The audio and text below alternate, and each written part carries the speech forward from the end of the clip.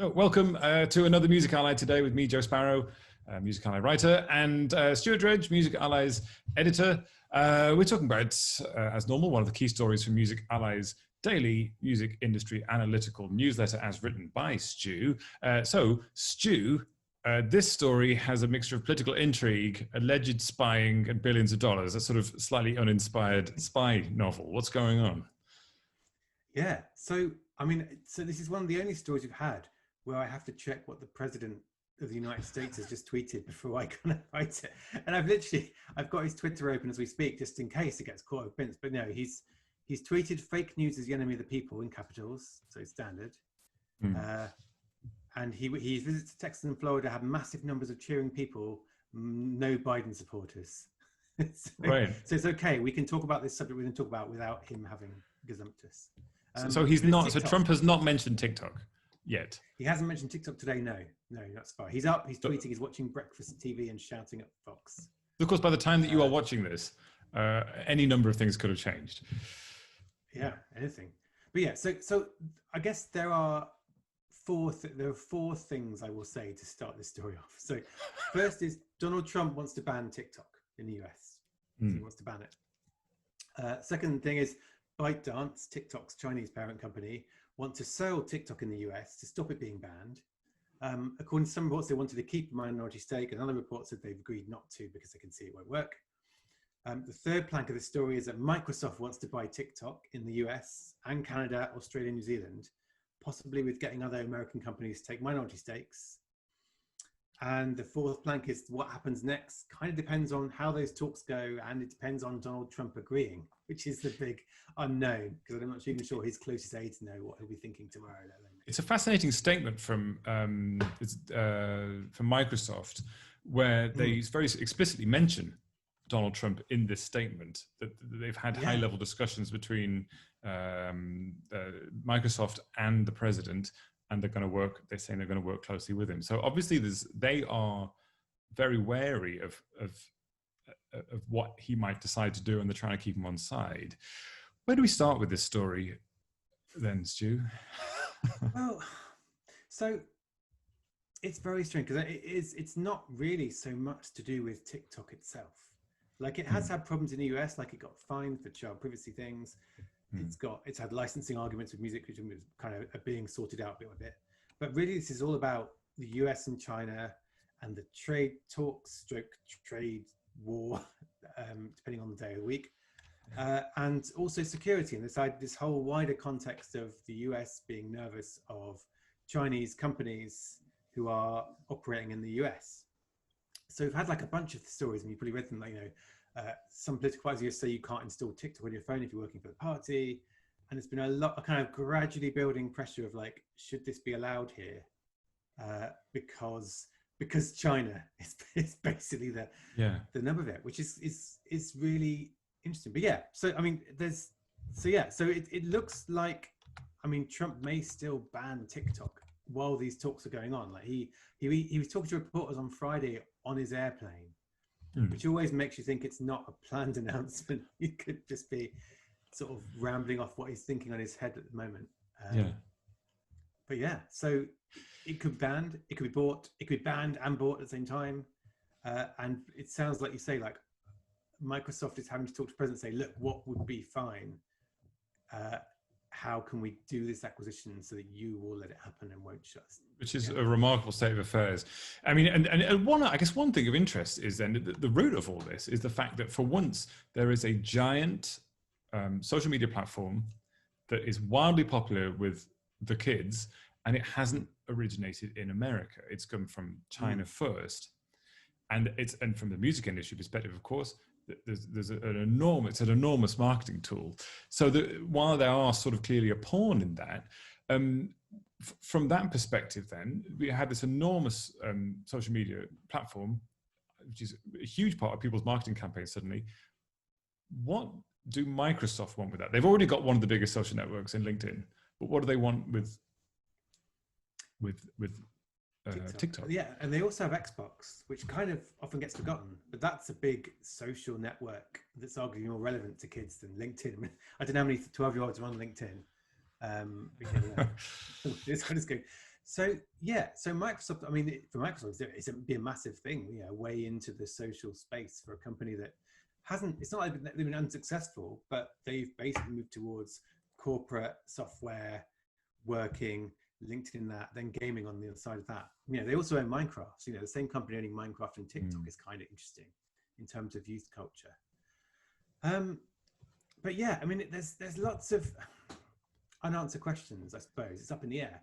So one of the things is, if Microsoft buys TikTok in the US and Canada and Australia and New Zealand, what does that mean for TikTok elsewhere in the world outside China? Like, do we end up with two TikToks, one the US safe one for the US and the other one that's everyone else, and then Douyin in China? Like, it seems really confusing. Like, how would you have two separate TikToks, each being developed by different product teams going in different directions? Because I'm not sure how Microsoft could buy the business, but still have it developed by the same people who are developing the one in Europe. It's all... It's interesting, isn't it? Because we sort of already have another TikTok in Douyin in China. Of course, but most of the outside world doesn't use it. And the Douyin in China is used in quite a different way as well, isn't it? It's like TikTok plus. There's a lot more in it. What does this tell us then? I mean, let's say Microsoft do or don't buy TikTok. This gives us a pause to look at the giant sums of money being talked about and say, well, what is there to say that TikTok is here to stay? We've had enormous hype around quite similar in some ways video platforms before, like Snapchat. Why this one, and what are the repercussions if this enormous sale does go through from a music perspective? Yeah, I mean, it does seem like this sale is the way to get out from TikTok being entirely shut down in the US. And there's not really I'm trying to think of a past example of a platform this massive being suddenly shut down in the US. I mean, obviously TikToks had been shut down in China, in India recently. So there's that, but it would be really unheard of, wouldn't it? I think even when social networks die, they tend to die over a period of years where they just slide because something has overtaken them. So like what Facebook did to MySpace, or MySpace did to ones before, like Friendster. I mean, one thing that's already happening, and I saw this because my niece this weekend was in a bit of a flap, going to all her favorite TikTok creators' videos, the American ones, and writing down what they were saying in terms of where else she could follow them. Because all the American creators were on there going, quick, follow me on Triller, follow me on Instagram, follow me on YouTube. Like, there's this, it's not quite a people jumping off the sinking ship, but they're all going, here's how you can still follow me if TikTok suddenly disappears. And so even kids in the UK are aware of this idea of a ban in the US because their favorite American creators are kind of going, go over here, which is good news. I mean, some of those other places are massive already, something like Instagram, for example, or YouTube. But there are apps like Triller which are benefiting. So in the US, that's seeing another spike in downloads, very similar to TikTok, but American owned. And they're playing on that and everything to say. So there's this short-term thing of like, where are the creators going who've made TikTok so popular? And will they hang around to wait and see if Microsoft buys it? And it's that. What does this sort of mean for, we've talked about before how TikTok suddenly exploded in the consciousness of the world, but in a sort of music sense, marketing teams suddenly scrambling to figure out how to use it and to best connect with this ready-built fan base, if you like. What does this say about marketing teams? Perhaps 2 years ago we were talking about Snapchat. Before that, we were perhaps talking about Instagram. Before that, we were perhaps talking about Twitter.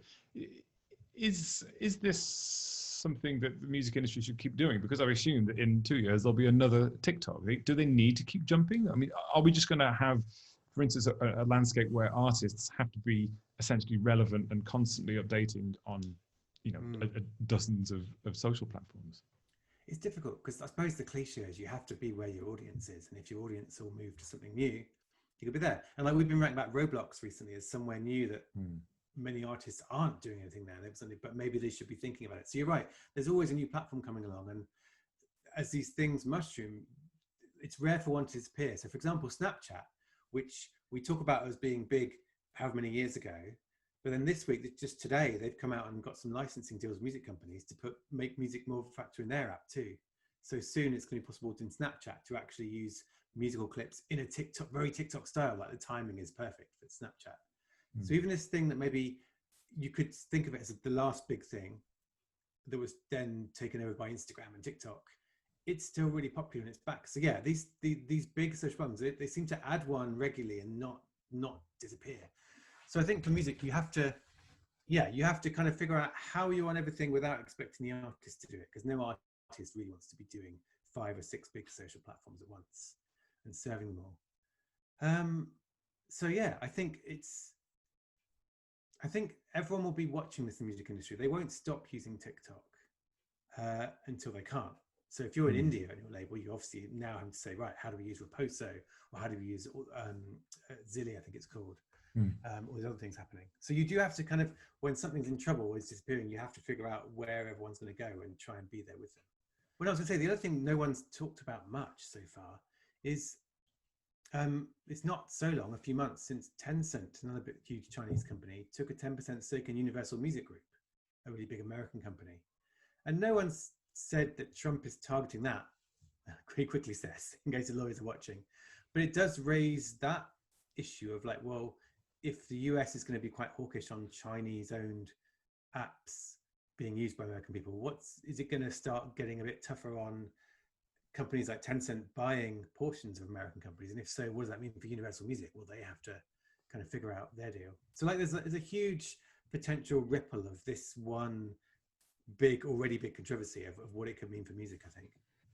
And of course, because it's so closely tied to President Trump's whims, by November, this could have all changed again, and who knows where we'll be. So it's definitely one to keep an eye on if you're basing, I guess the advice is obviously don't base an entire artist's career around TikTok at the moment.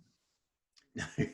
I mean, the other thing is like it's not that long since Trump had his rally, didn't he? Which was kind of a third full in this arena or stadium. And then quickly afterwards, it said, oh, actually, yeah, it was TikTok kids and K-pop fans who were booking tickets for this rally and they're not turning up, just kind of, to ruin it.